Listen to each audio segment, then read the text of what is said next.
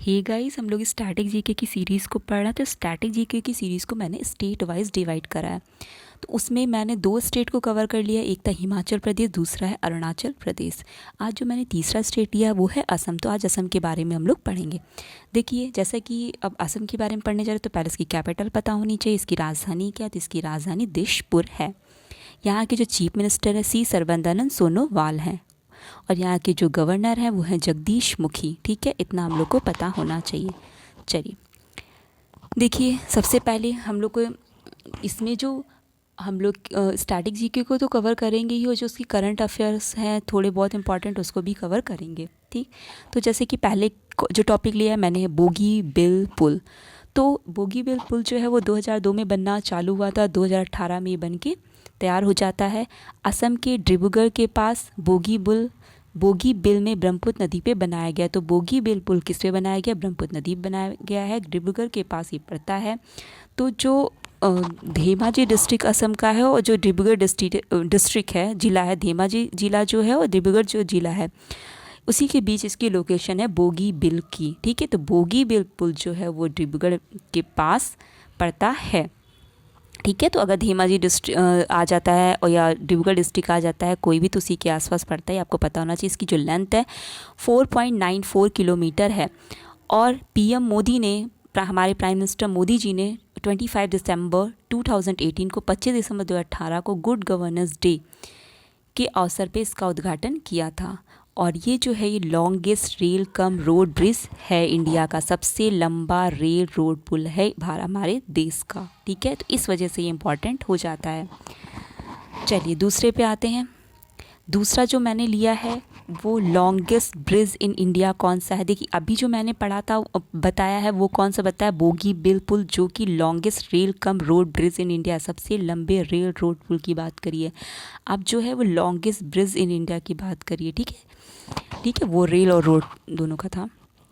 तो देखिए, ये जो है वो कौन सा? भूपेन हजारिका सेतु। ठीक है, यह धोला सदिया ब्रिज, जो कि ये भी असम में है। तो धोला सदिया ब्रिज की बात करें, भूपेन हजारिका सेतु की बात करें, दोनों।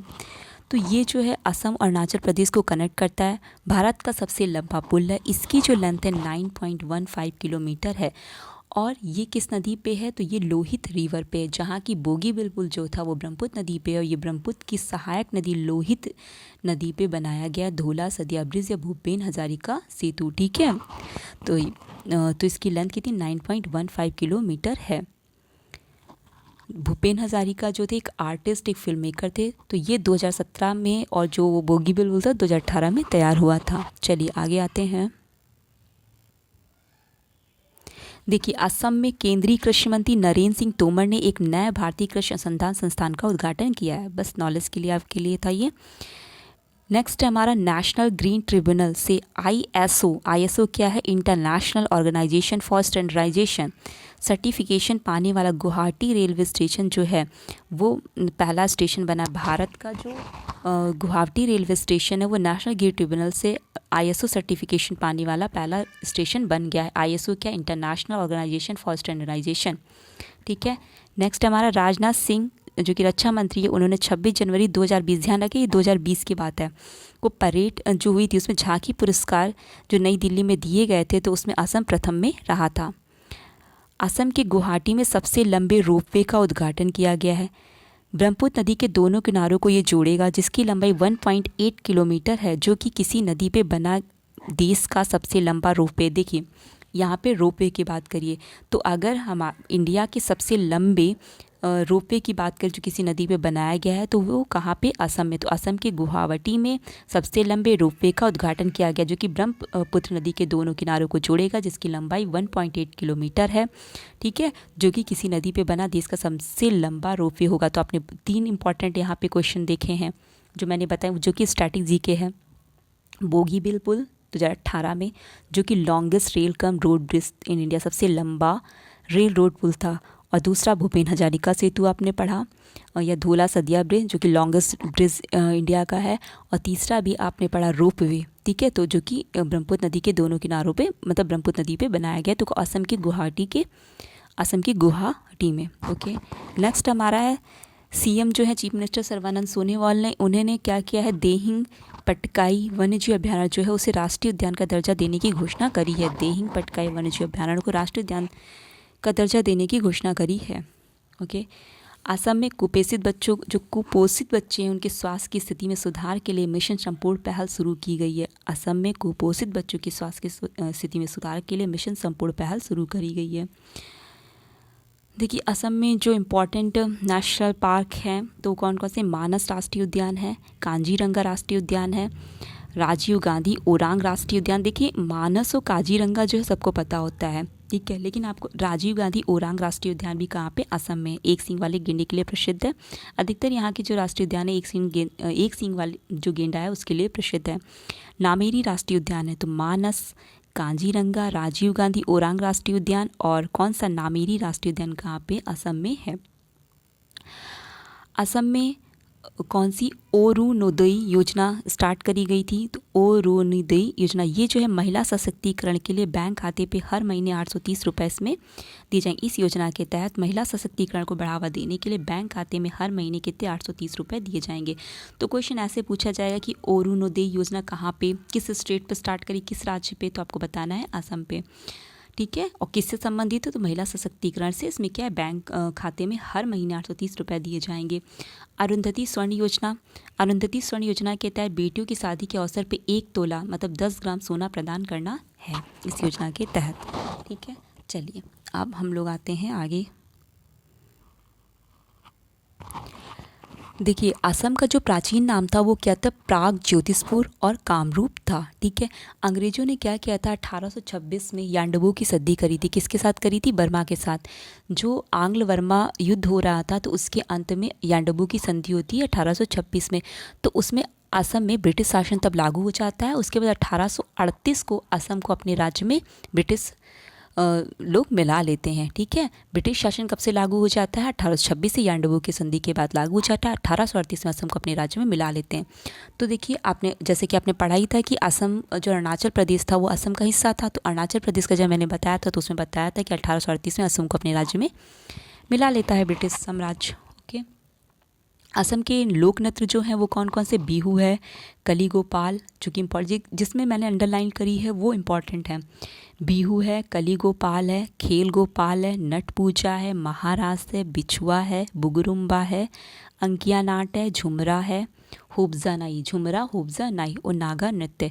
बिहू, कली गोपाल, खेल गोपाल, नट पूजा, बिछुआ, बुगरुम्बा, अंकिया नाट, झुमरा हुब्जा नाई, नागा नृत्य, ओके। देखिए जो मैंने पहले 2 स्टेट बताए थे उसमें मैंने लोक नृत्य को नहीं ऐड किया था। तो अगर अरुणाचल प्रदेश के लोक नृत्य की बात करें तो वो युद्ध नृत्य है और मुखौटा है। कौन कौन सा, युद्ध नृत्य और मुखौटा नृत्य है अरुणाचल प्रदेश का। और अगर हिमाचल प्रदेश के लोक नृत्य की बात करें तो छपेली, डंडा नाच, महातू, ये तीनों तो इम्पॉर्टेंट है। कौन कौन से, छपेली, डंडा नाच और महातू। फिर और जो है नटी है, डांगी है, चंबा है, थाली, धमान, झंता, डफ। छपेली, डंडा नाच, महातू आपको ध्यान रखना है। एक्स्ट्रा अगर आपको पता होना चाहिए तो नटी, डांगी, चंबा, थाली, धमान, छैता, डफ है, ठीक है। तो अब आते हैं जनजातियाँ। असम की जो जनजातियाँ हैं वो है खारो, खासी, जैंतिया, लुसाई, मीरी, बोडो, दियारा, आबोर। तो आपको खारो खासी जयंतिया, गारो खासी जयंतिया, तो गारो खासी जयंतिया जो मेघालय की भी हैं, आपको वो आगे फ़िलहाल पढ़ेंगे। फ़िलहाल गारो खासी जयंतिया, लुसाई, मीरी, बोडो, दियारा, आबोर, ठीक है। तो इसमें गारो खासी जयंतिया तो बहुत ही इंपॉर्टेंट है। लुसाई भी पूछा जा चुका है, मीरी भी पूछा जा चुका है, बोडो भी इंपॉर्टेंट है, ठीक है। तो इसकी सारी जो जनजातियाँ सभी इंपॉर्टेंट, आपको सब पता होने चाहिए। यहाँ पे जो इम्पॉर्टेंट जो त्यौहार बनाए जाते हैं वो कौन सा है, बिहू। बिहू काफ़ी फेमस है। तो जो बिहू है ये 3 प्रकार से मनाया जाता है, रंगोली बिहू, भोगली बिहू और कांगली बिहू। जो रंगोली बिहू या बुहाग बिहू जिसे बोलते हैं, रंगोली बिहू को ये बुहाग बिहू बोला जाता है। ये खेती के खेती में क्या होता है, मौसम के शुभारंभ का प्रतीक होता है रंगोली बिहू। और बुहाग बिहू जो होता है वो खेती के मौसम के शुभारंभ का प्रतीक होता है, ठीक है। एक तरह से नए वर्ष के शुभारंभ किया जाता है, ठीक है। जो भोगली बिहू होता है, जब फसल की कटाई का जो त्यौहार होता है उसे भोगली बिहू बोलते हैं। कांगली बिहू क्या होता है, किसान अपने फुर्सत के जो क्षण होते हैं तो उसमें कांगली बिहू मनाते हैं। ठीक है, तो मौसम के शुभारंभ में रंगोली बिहू, बोहाग बिहू मनाते हैं। नए वर्ष का शुभारंभ करते हैं भोगली बिहू, फसल की कटाई पे, और कांगली बिहू किसान अपने फुर्सत के क्षणों पे मनाते हैं। और जो अन्य त्यौहार जो यहाँ की जनजाति मनाती है, बाथो, खैर पूजा, गोबरा, बैसाटक मनाती है। विश्व का सबसे बड़ा नदी द्वीप माजुली द्वीप जो कितना 929 वर्ग किलोमीटर में फैला हुआ है, ब्रह्मपुत्र नदी में ही है। तो कहाँ पे, शिवसागर और जोरहाट ज़िले में है। तो विश्व का सबसे बड़ा नदी द्वीप माजुली द्वीप किस नदी पे, ब्रह्मपुत्र नदी पे है, शिवसागर और जोरहाट ज़िले में। फिलहाल अगर ज़्यादा डीप पढ़ना है तो आपको इसका जिला ध्यान रखना है, वरना आप ऊपर ऊपर ऐसे भी पढ़ सकते हो कि माजुली द्वीप कहाँ पे, किस नदी पे है, बस इतना। यहाँ की जो लेक है, झील है, वो कौन कौन सी, सोनबील, हॉफलॉन्ग और चंदूबी और चप नाला। ठीक है, क्योंकि चप नाला जो है, ये चप नाला जो है वो पूछा भी जा चुका है, तो चप नाला तो बहुत ही इंपॉर्टेंट है। आगे जो और मैंने है, सोनबील कवर करा है, हैफलॉक और चंदोबी और चप नाला। ठीक है, सोनबील, हैफलॉक, चंदोबी और चप नाला। यहाँ की जो रिवर है, जो यहाँ की नदी है वो कौन कौन सी, ब्रह्मपुत्र नदी है, बराक। ब्रह्मपुत्र नदी को हमने बहुत ही अच्छे से कवर किया, तो इसको यहाँ पे फिर से नहीं बताएंगे, बस आपको पता होना चाहिए कौन कौन सी ब्रह्मपुत्र नदी है, बराक है, धनसिरी है, सुरमा नदी जिसका ओरिजिन मणिपुर हिल्स है। ठीक है, बॉगडोई है, कामेंग है, लोहित है, दिहांग है, मानस है। तो ये सारी नदियाँ इंपॉर्टेंट हैं, मानस, दिहांग, लोहित, कामेंग, भगोडी, सुरमा, धनसिरी, बराक, ब्रह्मपुत्र नदी।